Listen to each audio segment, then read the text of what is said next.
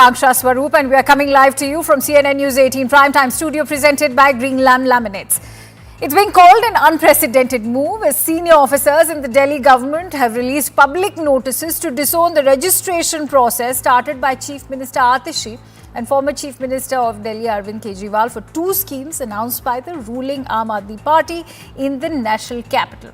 This to give 2,100 rupees to non-tax paying women under the Mukhyamantri Mahila Samman Yojana and provide free treatment to those over the age of 60 in government as well as private hospitals under the Sanjeevani Yojana. The move it's in fact resulted in a slugfest between the Aam Aadmi Party and the BJP leaders. Now the Bharatiya Janata Party has accused Aam Aadmi Party of duping people since the two schemes have not been approved as yet. So what do the two notices say? The first, issued by the Department of Women and Child Development, warns that no such scheme has been notified in Delhi. Moreover, it refers to the collection of forms and applications for the Mukhyamantri Mahila Samman Yojana as misleading, fraudulent and without authority. And that's not all. The second public notice by the Health and Family Welfare Department also calls the promises fraudulent. But the chief convener of the Aam Aadmi Party is adamant that if voted to power, his party will bring these schemes. Nonetheless, the recent developments have again underlined the tumultuous relationship between the bureaucracy and the elected Delhi government. Because let me remind you viewers, last year an amendment was made to the Government of National Capital Territory of Delhi, or the GNCTD Act, one that extends the central government's control of services and gives powers to the Lieutenant Governor of Delhi over the capital city's elected government. That brings us to the moot question: how concrete is the promise of Aam Aadmi Party's welfare schemes, or freebies as the opposition may want to call them? Now with that, under the Mahila Samman Yojana, AAP has also claimed 2 days ago that eligible women from financially backward backgrounds will be entitled to 2,100 rupees per month. But according to the notice released today, the Delhi government's Women and Welfare Department has claimed that no scheme for women was notified by the Delhi government. Now, similarly, the Sanjeevani Yojana that looks to provide free medical treatment for those above the age of 60 or senior citizens across all Delhi hospitals, a scheme that has begun registrations already. Apparently, it is a non-existent scheme and is misleading in nature. AAP claims it has begun door-to-door registration for these two schemes, but the notice by the Delhi government department states there's no question of registration in the first place, as these schemes do not exist as yet. Nearly 35 to 40 lakh women are eligible under the Mahila Samman Yojana to claim these benefits. The notice has in fact released calls for residents of Delhi to exercise caution and refrain from entertaining such promises. Now, what has turned heads is the fact that Aam Aadmi Party has also put forth a list of checkboxes that need to be met to claim benefits of these said schemes. They require the potential beneficiaries to prove their identity by sharing their Aadhaar and voter IDs. Responding on the matter, the Delhi government department in its notice warned the citizens against sharing any private information. They are saying that this will lead to data harvestation and is a breach of privacy. The Delhi scheme fiasco has now triggered a fresh BJP versus AAP war of words. As the two wrestle it out, BJP has called it an attempt to collect private data by AAP. Hitting back, the Aam Aadmi Party has called it a BJP plot. The BJP says this is an attempt to scam the residents of the national capital, while the AAP says it's the BJP that was triggered by the schemes and has a role to play in their downfall. On the offensive, BJP has questioned AAP, saying that if their very own bureaucrats do not trust them, then how can the people of Delhi? And in response, all that the AAP had to say was that this is an attempt by BJP to spread lies. So even as the face-off continues to rage on, AAP continues to bank on freebies or revadis, and the question remains, will this revadi ship sink or sail for the Aam Aadmi Party? We'll debate that in just a bit. जैसे मैंने बिजली free कर दी, ऐसे ही मैं 2100 रुपए लागू कर दूंगा। कोई पूछे ना केजरीवाल के पास पैसा कहां से आएगा, कह देना हमारा केजरीवाल जादूगर है।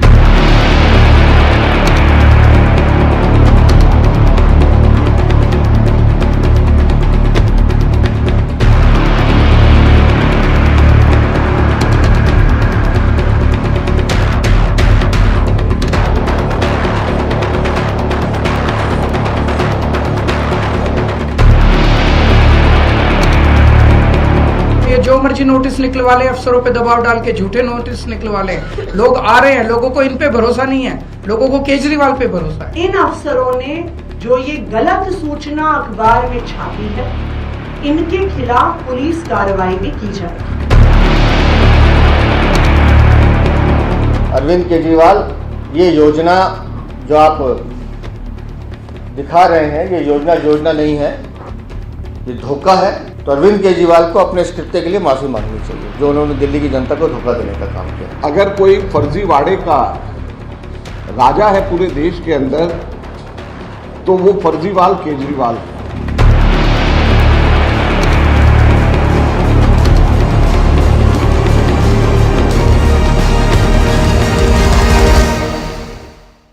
On that note, let me introduce our esteemed panelists today. I'm joined in by Ms. Radhika Ghera, who's the spokesperson for the Bharatiya Janata Party, Siddharth Sharma, who's the spokesperson for the Aam Aadmi Party, Rashid Kidwai, who's a senior journalist, as is Mr.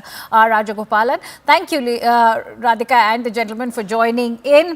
Siddharth, कौन फर्जीवाड़ा कर रहा है? सबसे पहले तो यही पूछना चाहूंगी आपसे। मुझे ये बताइए, why are you calling these notices fraudulent, given that they are under the letterhead of the Delhi government? The joint director and the secretary have signed them. Are you calling the Delhi government fraudulent? Akanksha, let me for a change be a harbinger of breaking news on CNN News 18. We really thank the government officer for making things known in every household within a day.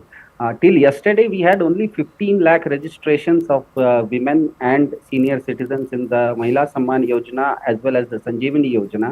Within one day today, by the end of day today, that number has gone up by 3 lakhs. So I really thank them. And I think what that advertisement was referring to was this.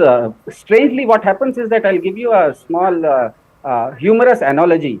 In India, usually what happens is that in a Hindi movie, Bollywood movie, the police or the law enforcement agencies usually come after when the crime has happened. For the first time in India today, there's a Babu who is being so clairvoyant that by evening when the BJP's Pravesh Verma is doling out cash in his own official residence, before that the Babu has ensured and made people aware that they should be aware of these kinds of fraudulent things. I'm going to take that forward with Radhika, but Siddharth, tell me, do you have no control over your secretaries and the bureaucrats in the Delhi government?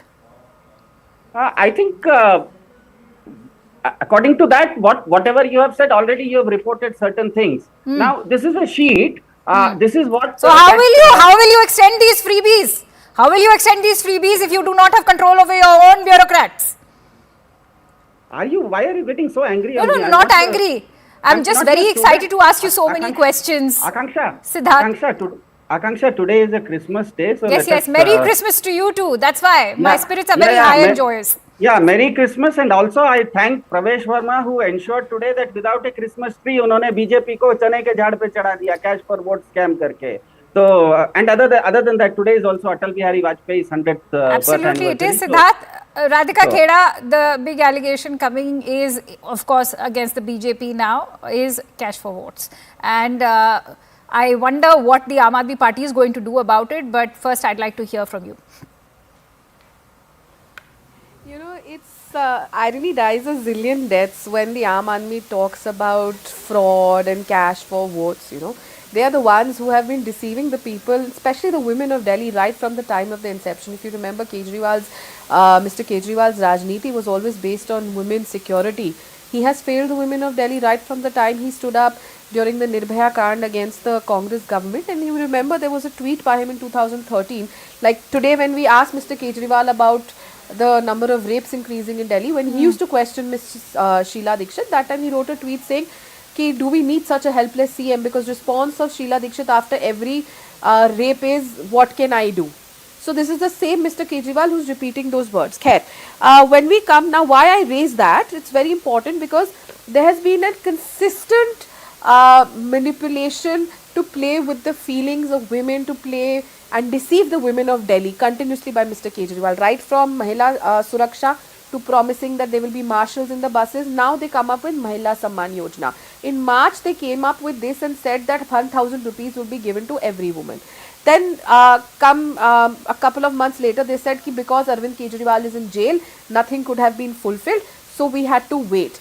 Now in September, when he was out on bail, it's been 2 months since then, nothing was done, and suddenly they come up a couple of days back and they say that, and Miss Atishi Marlena, who was standing right next to him, who's the Chief Minister of Delhi, a woman Chief Minister of Delhi. Again, why I'm raising since she's a woman, because Mr. Kejriwal refused to acknowledge her. She should have been making the announcement. Who is Mr. Kejriwal? He's resigned. He's no longer the Chief Minister of Delhi. And a woman Chief Minister was made to stand on the side and not make that announcement for women. And they said that 1,000 nahi 2,000 rupees de, 2,100 rupees denge. 1,000 rupees to aapne diye nahi. You did not give the 1,000 rupees that you promised more than 2 years back in Punjab to the women of Punjab. That has also not happened. Every time Mr. Kejriwal has played with the emotions of women. And if you see the notice that is here, you know, it is not just on the Mahila Samman Yojana, it is even on the insurance that they on the money for health benefits that they promise to the senior citizens. And in both, it has been written that please beware that these registration forms are seeking details of senior citizens that include phone number, Aadhaar bank, account details. All right. And also Siddharth, for the notice for the women, it says that they are seeking Aadhaar card details and bank account details. Under what capacity are Aam Aadmi Party workers seeking bank details, phone numbers, Aadhaar card details of women voters, of senior citizens, putting their security at risk? Again, trying to deceive the women. And all right, Siddharth Sharma, how do you respond to that? If I can see your face apart from that screen on your phone. No, that's not a screen. Essentially, what Radhika Khera of BJP is saying is that Mr. Pravesh Verma today got the same details about Delhi voters with a Siddharth Sharma, why aren't you responding to the questions? You know, the moot debate right now is happening over the schemes that you are offering to the Janta. Abhi aapne ek thanks diya Delhi ki Janta ko. You said that 3 lakh women in fact came and registered themselves, and you are so are you also thanking the BJP for that, because you've already gone on to say that the BJP is responsible for these notices? Absolutely, I am thankful to them that within a day it has become Mahila Samman Yojana, and the senior citizen scheme called the Sanjeevani Yojana have become household names within a day. So I have to be thankful to the BJP. Now I'll give you a very interesting insight. So you are not able to make this reach the people of Delhi? Radhika, when you were speaking, I was listening. Hindustan की संस्कृति में ना 2 लोग अच्छे लोग बात कर रहे होते हैं तो बीच में बोलने वाले को मंत्रा कहते हैं, तो मंत्रा प्लीज हिंदुस्तान की संस्कृति मत दिखाओ. हिंदुस्तान की संस्कृति में महिला राज्यसभा सांसद को अपनी पार्टी की स्वाति मालीवाल को अपने पीए से नहीं बिठाया जाता, और फिर उस गुंडे के लिए अरविंद केजरीवाल खड़े होते. तो संस्कार मत दिखाओ. संस्कार और महिला सम्मान आप लोगों के अंदर कितना कूट कूट के भरा पूरे देश ने देखा है. तो डोंट टॉक अबाउट सम्मान एंड संस्कार. ये कौन से संस्कार थे कि महिला को आपने अपने ऑफिस में बिठा के बिठवाया? So don't give me ज्ञान over here on सम्मान. People who are fraud should not give संस्कार पर ज्ञान. Don't give me ज्ञान on संस्कार, mister. First tell me and speak on Swati Maliwal. संस्कार वो होते कि तुम स्वाति मालीवाल के साथ खड़े होते. फ्रॉड संस्कार बताइए. 150 करोड़ आप बताएंगे संस्कार हमें. आप बताएंगे संस्कार. संस्कार ये थे कि दिल्ली की जनता सड़कों पे ऑक्सीजन के लिए तरस रही थी. ये संस्कार थे. ये साजिश कर रहे हैं कि इस तरह की महिला सम्मान योजना जो लाता है, वैसी महिला मुख्यमंत्री को आप जेल में डालने की बात कर रहे हैं. जेल में डालने की साजिश कर रहे हैं. किसने बोला? शो मी वन. एक बयान बताए जहाँ पे ये बोला गया. That's why I want to quickly come in on that, Siddharth Sharma, before you make those sweeping allegations. No, Siddharth Sharma, I'm not going to tolerate this on my show. Siddharth Sharma, then don't say why are you raising your volume, because you are right now screaming and shouting. Siddharth Sharma, my question is very clear. Why are you making these sweeping allegations? First, Arvind Kejriwal goes on to say that there's a conspiracy. We have information that the BJP met with senior officials from ED, from CBI and income tax. They are going to raid the senior leadership. They will arrest Atishi. And now you are making also this other allegation that it is the BJP which is responsible for these 2 notices. Making sweeping statements is very convenient. Where is the evidence to back it? Yeah, the evidence is sitting right next on the left of my screen, where the BJP spokesperson can right now say that there is no such plan going on. If can she unequivocally say that because Atishi has ensured that 150 crore pink tickets have been issued, that is free women bus rides, BJP is trying to put a fake case on her. That is my allegation. Can the BJP spokesperson on national television say that there is no such plan? Let her say, and I'll thank her. Let her say unequivocally that there is no plan to arrest Atishi as the Chief Minister of Delhi. Let her say. The allegation today is that the BJP is rattled, which is why these notices have been issued, and Atishi is going to be arrested, and the senior leadership of Aam Aadmi Party is going to be raided. Akanksha, who has spoken about Miss Atishi Madlena being arrested?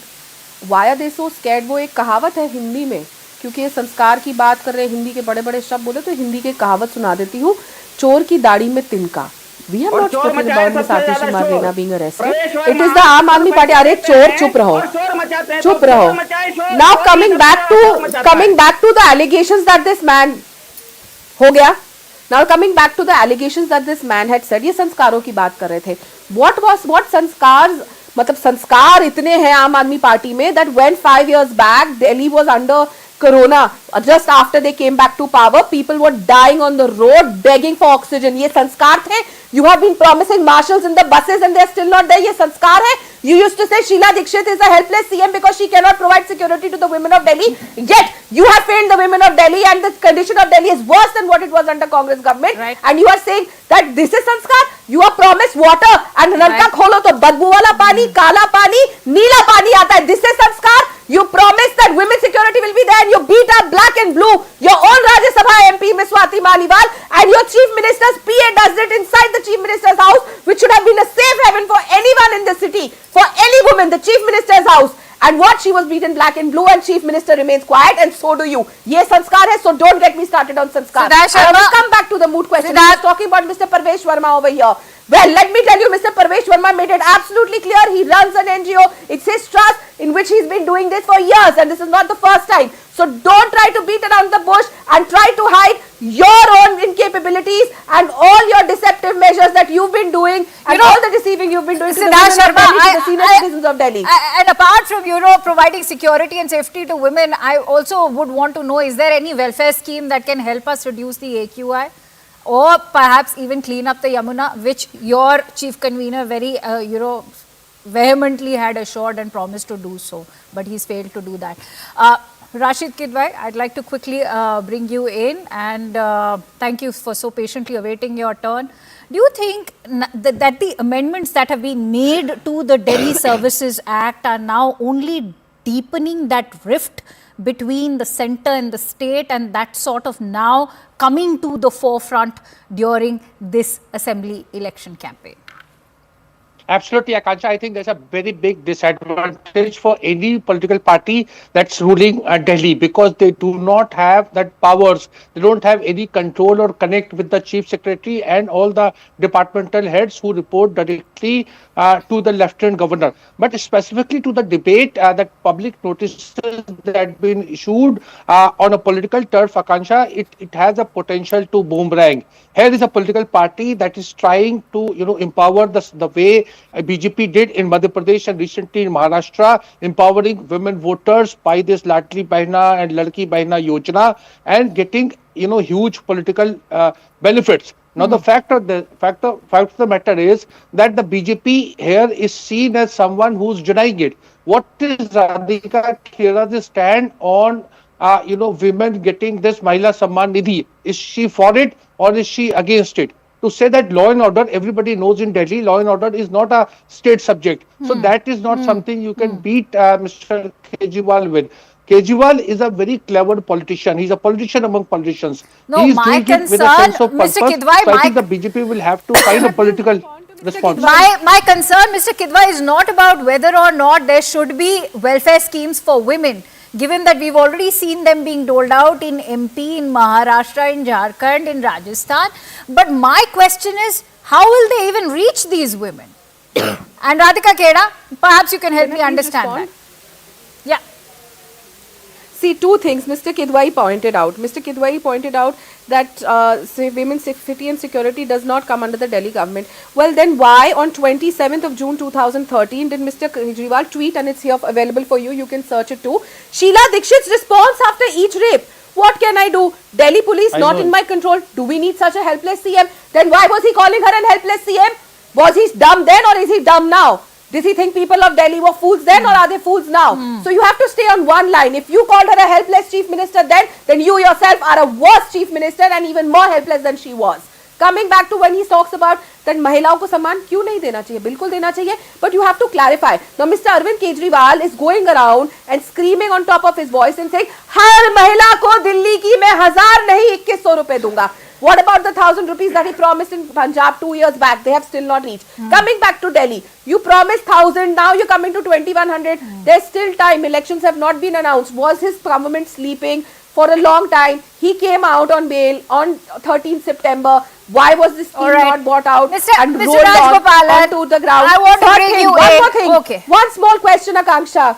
Akanksha, one small question. One small question. When you're talking about when Mr. Kejriwal again here is creating fraud, he says sabhi महिलाओं को मिलेगी. He's not talking about the star mark. अगर आप MLA रह चुके हैं, MP रह चुके हैं, आप गवर्नमेंट सर्विस में रह चुके हैं, आप टैक्स भरते हैं, आपके पास ये नौकरी है, वो नौकरी है, कहिए ना कि इन सब महिलाओं को नहीं मिलेगा. How can you deceive the women of Delhi by saying हर महिला को 2100 रुपए मिलेगा? Have the guts, lay out all the lines that this is the star mark. We are not here for conditions apply. Women of India, women of Delhi are not fools to be deceived by Mr. Kejriwal time and again. All right. I'm quickly going to bring in Mr. Rajgopalan. Mr. Rajgopalan, we've seen Delhi now being caught in the crossfire between the centre versus state. When you talk about illegal immigrants, there's always the passing of buck. You're always talking about who's in charge of border security. When you talk about the Parali burning or the deteriorating AQI, it is the neighbouring states. You talk about welfare schemes. Okay, we don't have enough money, centres not releasing. Mr. Rajgopalan, where does this leave the national capital and the people of national capital, who I must say can be very easily bought with freebies? Capital region, especially citizens of national capital region, are being, scapegoat or the scapegoats between the BJP and the Congress and also Aam Aadmi Party. Second thing, Aam Aadmi Party does not have a structure.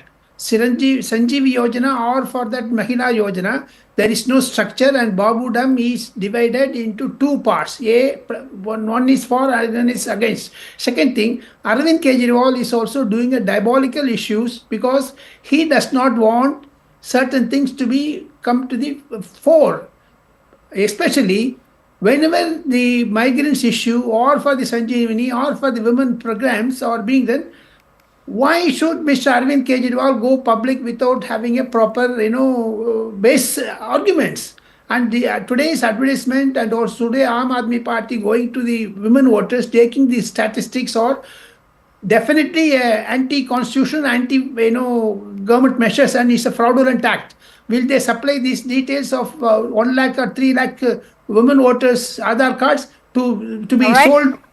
I see Rashid also wants to make a point. Rashid Kidwai, quickly go ahead, make your point, and then I'm going to wrap up, because let's not forget what the Supreme Court had said back in 2022. No, Rashid, before you in fact make that point, in 2022, the Supreme Court said that there has to be a balance between welfare schemes and the economy of the country. The economy of the country cannot bear the brunt of these welfare schemes that we are seeing happen. In fact, the Prime Minister himself had condemned, yes, they have also doled out these welfare schemes.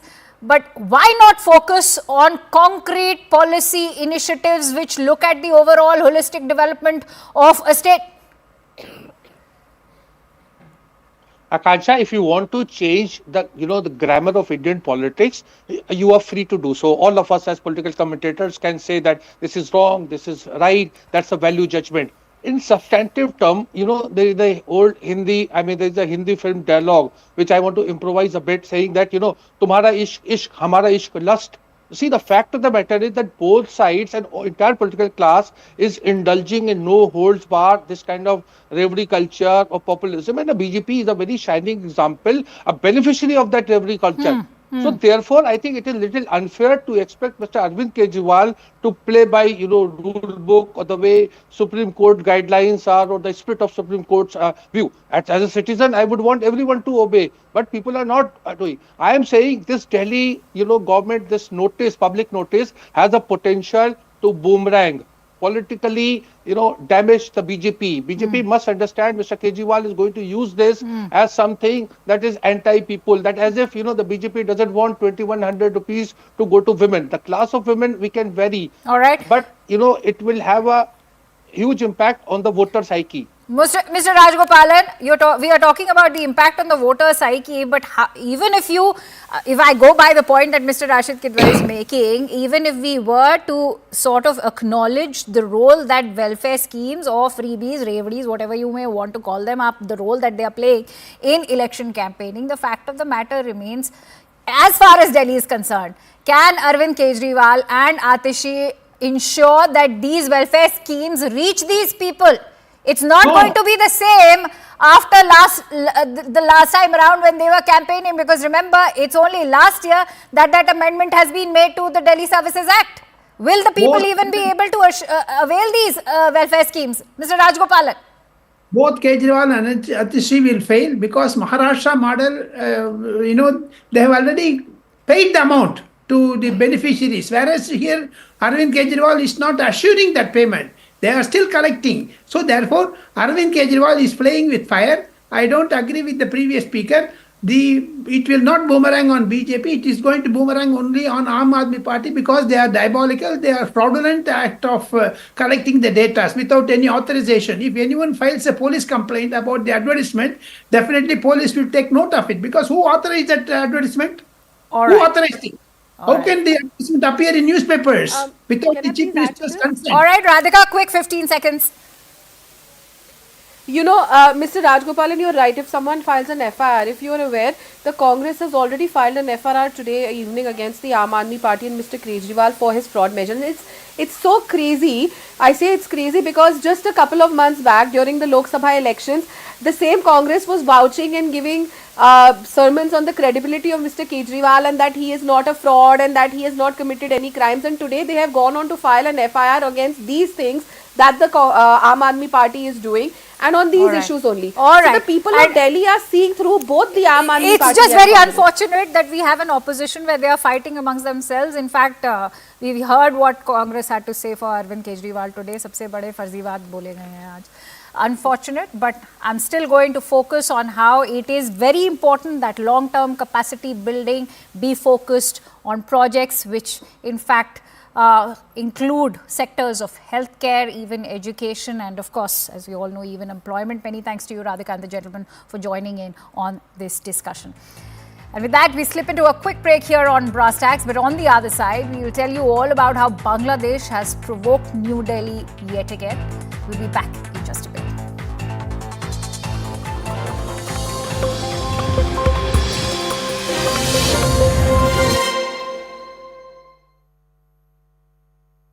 Baba. Hello and a very warm welcome. Thanks for tuning in to CNN News 18. A Merry Christmas to one and all. For now, we quickly shift our attention to a CNN News 18 exclusive that's just come in.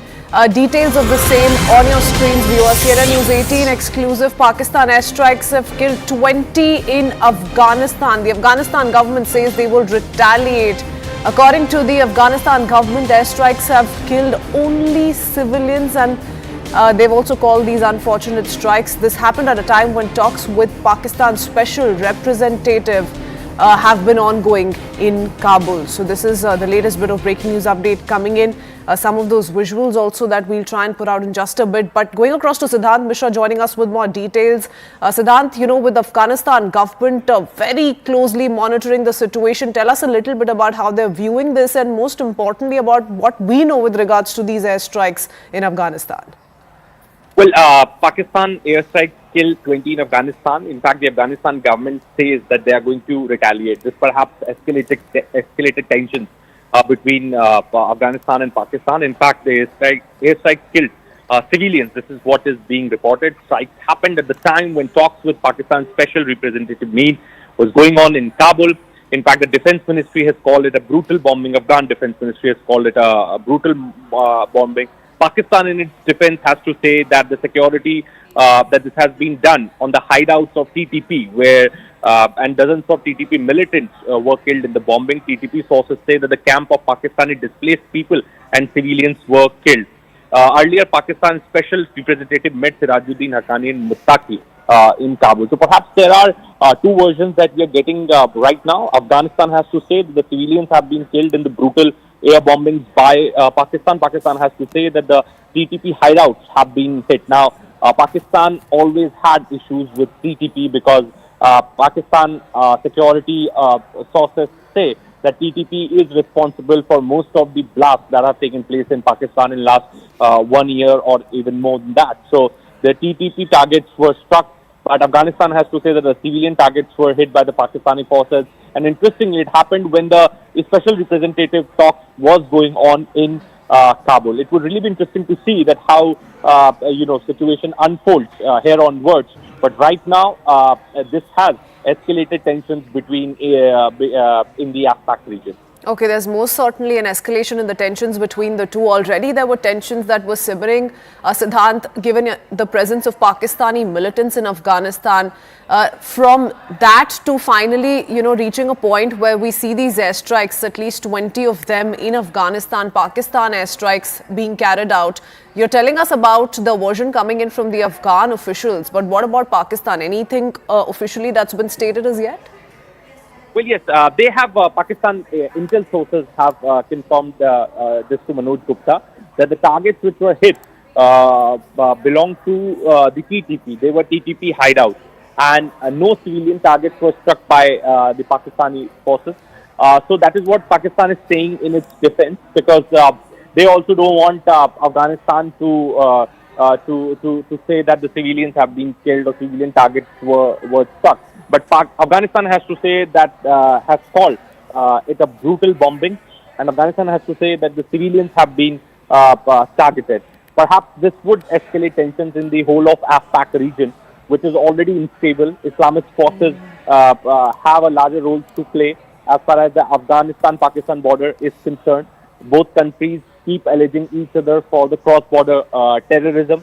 And in fact, there have been many attempts also to perhaps find solutions through diplomacy. But it looks like the diplomacy has failed again. And, the way Pakistan has struck the targets within the Afghanistan and civilians have been, perhaps, it will mount pressure on the current Taliban regime in Afghanistan to retaliate.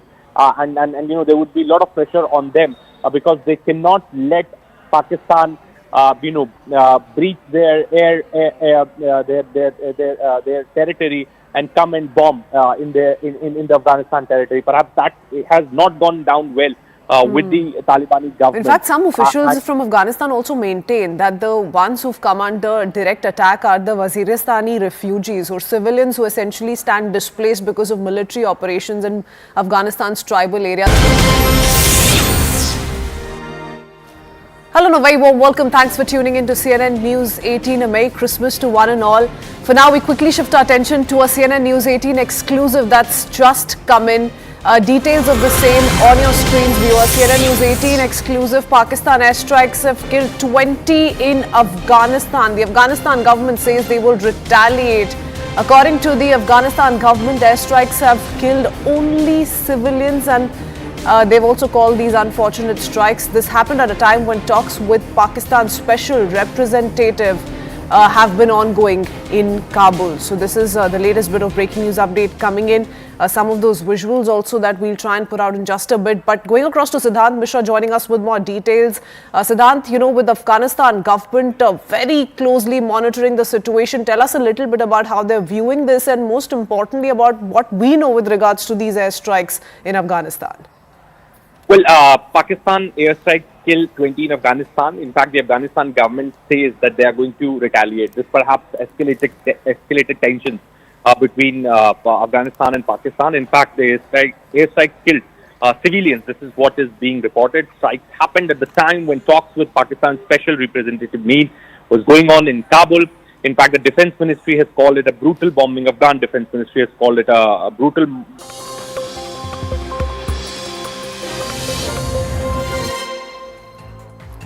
Welcome back, ladies and gentlemen. Even as the barbaric atrocities against minorities, particularly the Hindus, on the streets of Bangladesh continue, Dhaka has provoked New Delhi once again. This time, a court in Bangladesh has set free a former terror-accused minister, Abdus Salam Pinto.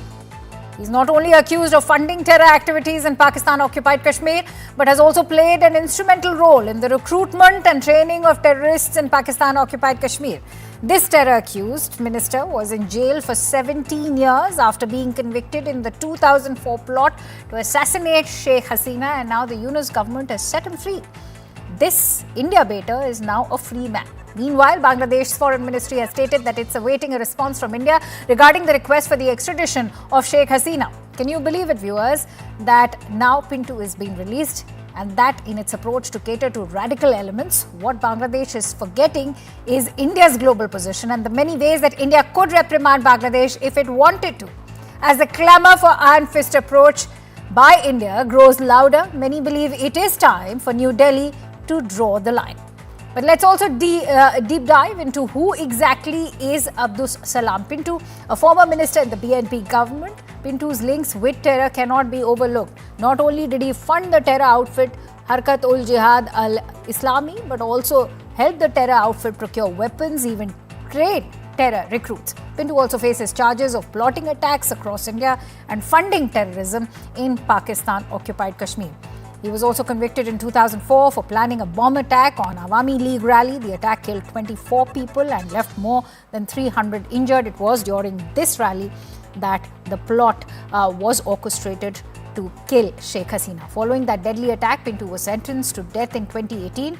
But thanks to the Muhammad Yunus government's inkling towards extremist elements, he is now a free man. But remember, viewers, this is not all. The very Bangladesh that India once helped liberate is now flexing its muscles at New Delhi.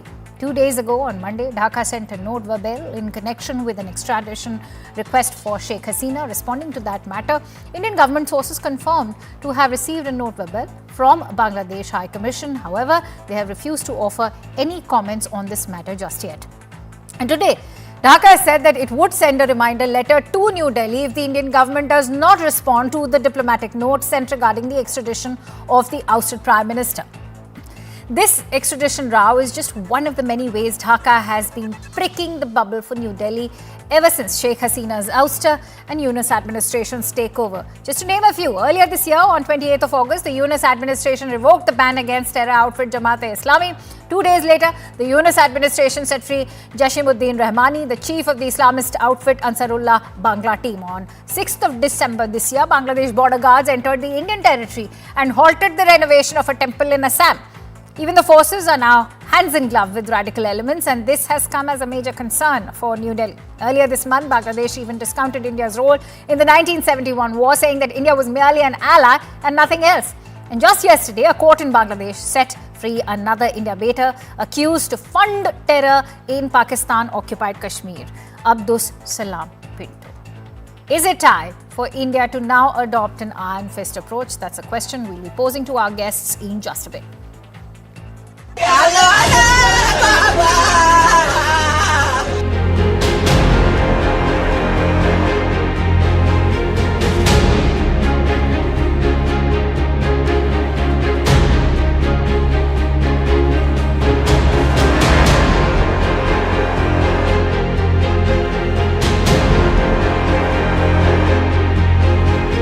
The relation would not be normal if Sheikh Hasina is staying there. So that's the prime issue for the Dr. Yunus-led interim government to take back Sheikh Hasina and face to her for judicial process.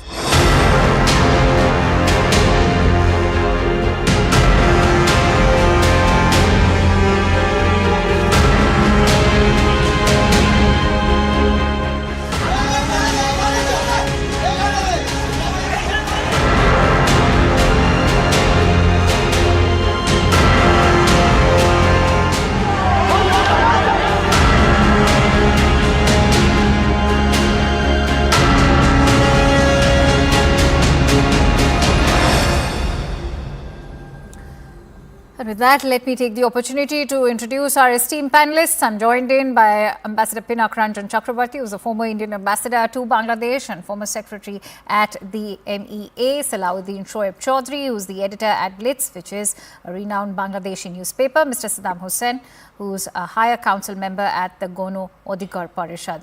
Many thanks to you, gentlemen, for joining in. Saddam, if I could begin with you, let's get down to brass tacks, since this is what the show is called. What explains the release of an India beta like Pintu, who also was earlier behind bars for plotting to kill Sheikh Hasina, the former Prime Minister?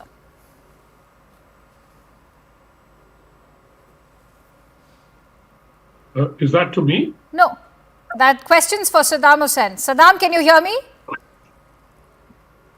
Yes, can you repeat please? I just want to ask you a very basic question. What explains the release of Pittu, who we all know is a terror accused? He's an India beta, also plotted to kill Sheikh Hasina. Thank you very much for the question, and thanks to the audience who are watching us. First of all, I want to ask you, who said Mr. Pintu terror? You or the people of Bangladesh or the court of Bangladesh? This should be classified first. I think what you say is about somebody cannot be justified, cannot be the standard of justification of what should I say? That it cannot be the yardstick of measuring anything. So you, in your words, he is a terror, but our court, which is totally free now, finds that he is not a terror. Rather, he has been put into the jail unethically, unlawfully, with a baseless in a baseless case. That's why court bailed. All right. So him. Saddam Hussain, are you saying that when he was behind bars for all these years, 18 years to be precise, the judiciary was biased? The judiciary of Bangladesh? You could be. You can question the governments, the regime changes, but are you questioning the judiciary of your country? And when you're saying, no, Saddam Hussain, let me make my point. When you're saying that we are calling him a terror accused, I'll tell you why we are calling him a terror accused. Because the Huji chief, Hanan, who is no more, he was executed in Bangladesh in 2017, he had named Pintu as part of the terror plot to kill Sheikh Hasina. And he had, in fact, shared that entire account to the junior home minister back then, Lutfuzzaman Babar. I have that information over here. It's all over the records. Are you going to question that?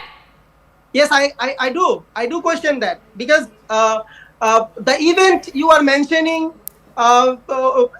which happened in 2004, on 21st August 2004, was a stage show from Aum League or the then opposition party, so that they can grow popular, and they can earn people's sympathy. And Hasina and her party did this sort of stage shows in earlier times, several times, and they killed their men to gain popularity, to gain sympathy from the people. This is the very common Salahuddin Shoaib Chaudhry, I want to bring you in. I want to bring you in because this is now just bordering on whataboutery. And is this what Bangladesh is getting reduced to? People justifying terror accused, people justifying these hardliners. Are we now also questioning that Pittu was not even associated with Huji Bangladesh? Thank you very much, Akanksha ji. First of all, Yunus is the top patron and facilitator of Al-Qaeda, Islamic State, Pakistani ISI, and all sorts of jihadis or priests in this country. And under his illegal regime, these courts, the so-called judiciaries in this country, it has become kangaroo courts. Now, if you say Pinto is innocent, yes, in the eyes of Yunus, Pinto is innocent. In the eyes of Yunus, Jashimuddin Rahmani, he is also innocent. And if Osama bin Laden was also in Bangladesh currently in prison, he would also be innocent.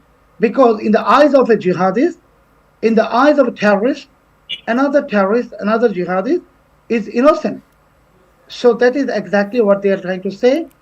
And what they are trying to say, that we are giving him the bad name of a terrorist. He has been convicted by the court in this country. Now, if they say those courts are biased, what about to these courts? These are more than biased, because how a terrorist like Jashimuddin Rahmani was released from this prison in this country? How Pakistani vessels... Mr. Salahuddin, I have a question to you. Shut up. I have a question to you. Just a question. Shut up. Don't talk. Saddam Hussein, don't talk. No, Saddam Hussein, up. what is the question that you would like to pose? I'll happily take it up. I'll happily take it up. Let me finish first. Just a question. Just a question that you have whether Mr. Salahuddin termed Sheikh Hasina the killer of thousands of youngsters, thousands of young. You are bringing this. I'll tell you. No, Saddam Hussein, no. Going by the admission of Muhammad Yunus himself, these are political incidents.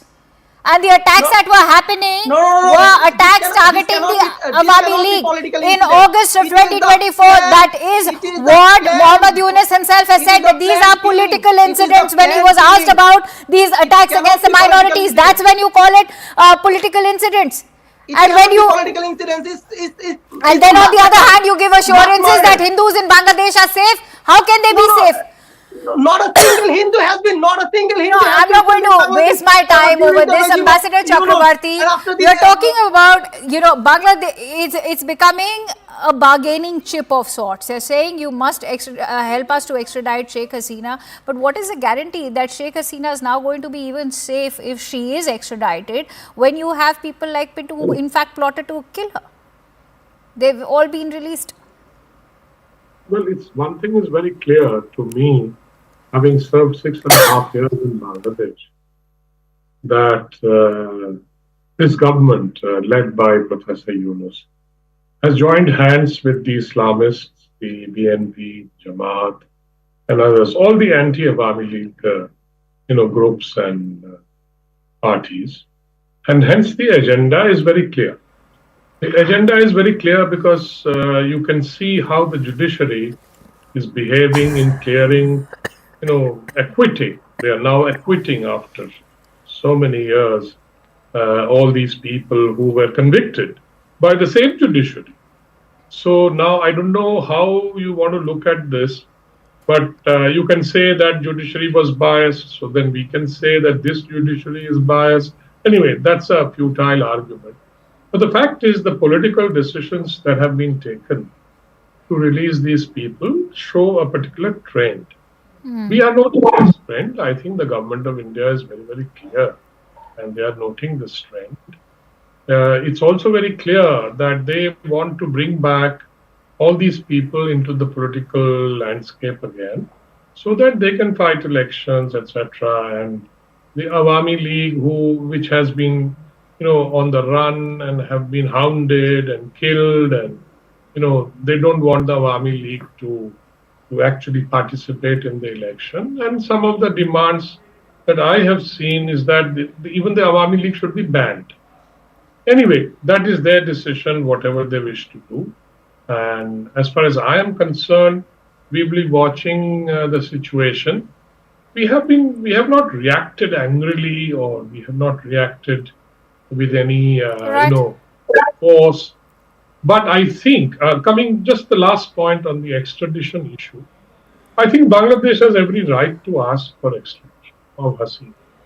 But the question is whether that extradition meets the standards of the extradition treaty. Yes. It's all very well to blow your horn and say we want Hasina back, but there is a process. There is a legal process, and there is no time limit for India to respond. please read. Those who keep shouting in Bangladesh probably haven't even read the extradition treaty. Yes, I was about to come to that. I have a question to him. No, Saddam Hussein. I'm not going to answer this joker's question, okay? I don't know where you got him from. Should I ask him? It's a model of how Bangladesh is responding to the recent regime changes. Should I ask him a Ambassador question? Chakrabarti. And what is the guarantee, Salahuddin, that once, as the ambassador has also been referring to the UN model extradition treaty, which says that a country can refuse extradition if there is no guarantee to the safety of the person being asked for extradition in the country that the person will be extradited to. If they are going to be subjected to any cruel forms of torture, or if there's harm to their life, then India very much is in its place to deny that extradition. What is the guarantee that after all of these recent releases that we are seeing, the primary one being of Pinto, how will the Bangladesh interim government ensure the safety of Sheikh Hasina? Salahuddin. Thank you very much, Akanksha ji.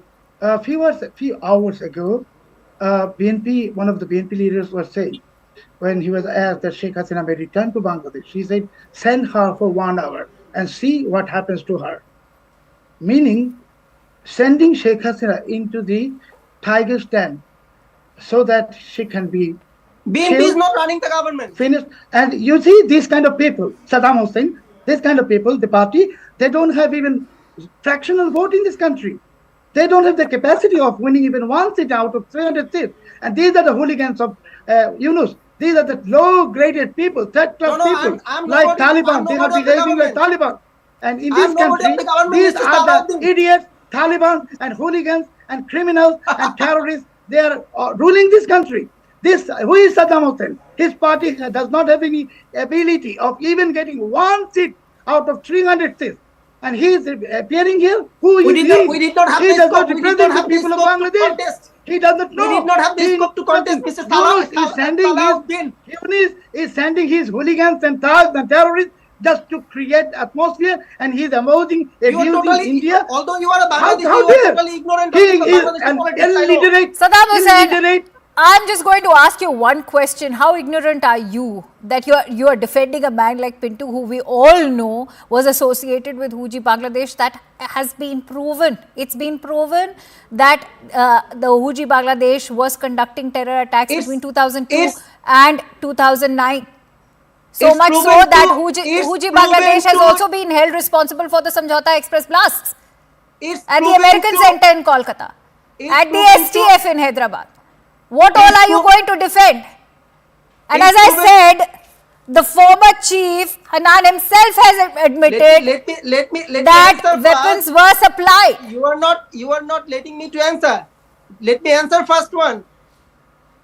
It's proven to you about Mr. Pinto because you, the people who are calling massacre has been happening here in Bangladesh against the minorities, but not a single minority figure. So going by your claims, India is calling, and let me tell you, Huji Bangladesh. Huji Bangladesh. You are not letting me to clear. Is a terrorist organization. India doesn't say it. America joins us in saying so as well. All of the Indian media are telecasting and spreading the news that massacres has been happening here. Of course they have been happening. But what are you talking about? Of course massacres have been happening. Are you saying that Hindu temples have not been defaced? Are you saying that Hindus have not been killed? Ambassador Chakrabarti, because I'm not going to allow misrepresentation of facts here on this show. And that is why I'm not going to allow you to speak over here. Ambassador Chakrabarti, is this the new face of Bangladesh? Is Saddam Hussein representative of that?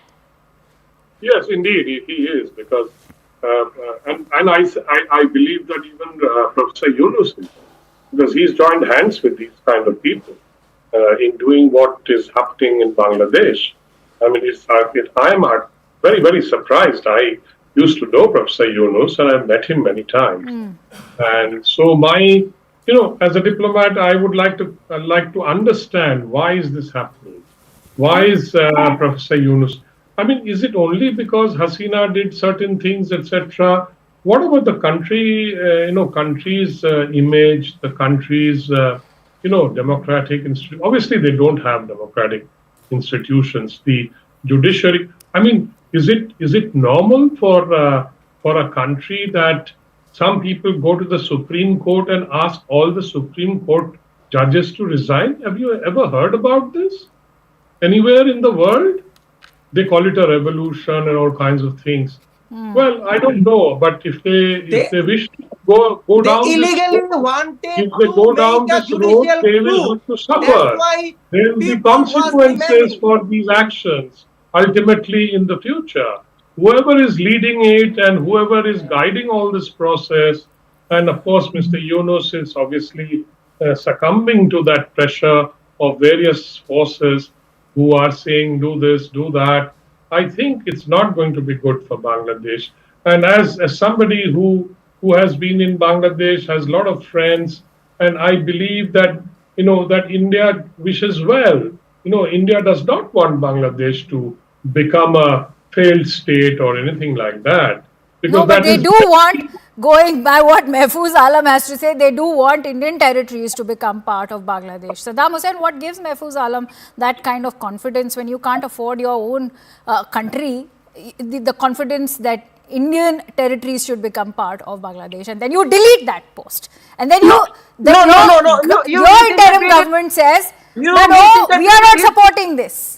It was misinterpretation by you. All right, if it was misinterpreted by us, why did Mahfouz Alam even delete that post? He did not He's deleted that post.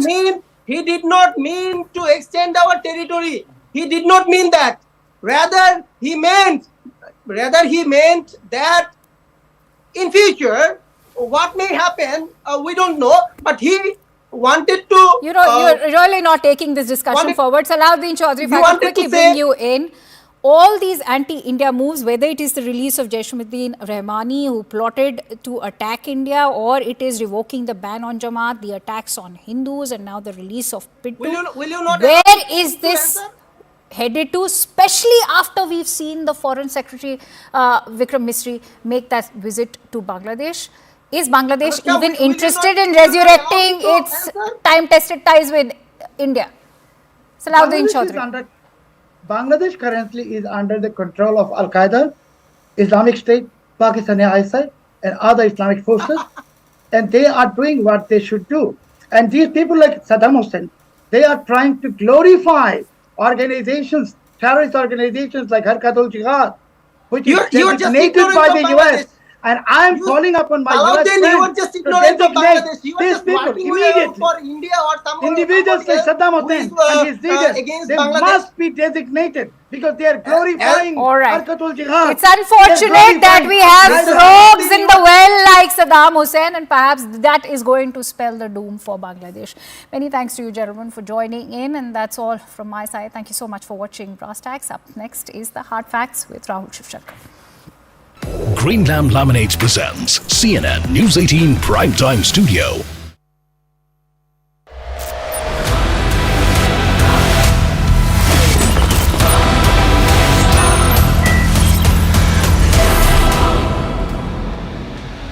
We're live from the CNN News 18 Primetime Studio, brought to you by Greenlam Laminates. Viewers, have you ever heard of a government issuing an advertisement against itself? Probably not. But this bizarreness has eventualized in Delhi under the Aam Aadmi Party. This morning, bewildered Indians found themselves reading a prominently placed public notice in newspapers by two departments of the Delhi government warning citizens to be wary, very wary, of promises being made by them, by the party in power, which happens to be the Aam Aadmi Party. Imagine, viewers, suspend belief for a few moments. Imagine if a ministry under Modi, let's say the Social Welfare Ministry were to put out an ad in the newspaper, a public notice, saying be wary of the promises that the BJP-led government is making, that Modi is making to all of you. Viewers, this would go down as perhaps the biggest self-goal. It is absolutely bizarre. It is almost dystopian, viewers. But the public notice was prompted by desperation. Realizing that their fat was in the fire, the bureaucrats wanted to distance themselves from the registration process started by Chief Minister